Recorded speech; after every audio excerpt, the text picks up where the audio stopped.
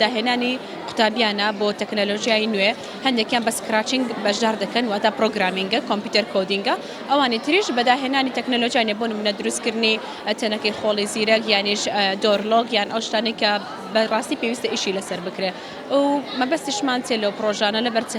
دەمانێتەوەی ئێستا فێر بکەین لە ئێستا و دەستی داهێنانیان هەبێت ئێمەشیتمان لە وڵاتانی ترکەم نیە فۆکەسمان دەبێت لەسەر ئەم جیلە بە ئیشی لەسەر بکەین ئەمانەی ئەو ساڵ زیاتر فۆکەسمان خستۆتە سەر ئەو شتانەی کە زیاتر پراکتیکەڵن زیاتر دەتوانرێت ئیشی پێ بکرێ و بەکار بێنرێ بۆ نمونە وەکو باسم کرد لە نەخۆشخانەکان ئێستا دەمانهەوێت ئەو پرۆژەیە بکەینە کار کە پێی دەکرێت سمارت تراش بین واتە دەمانهەوێت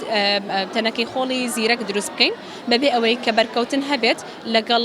تەنەکەی خۆڵەکەت و هەر شتێکێتە توانی بکەیتە ناو تەنەکەی خۆڵەکە و بەکتریاش بە هیچ جۆرێک بڵاو نابێتەوە چکار خۆی قەپاتە بێتەوە هەر خۆشی دەکرێتەوە بەرکەوتنی پێویست نییە.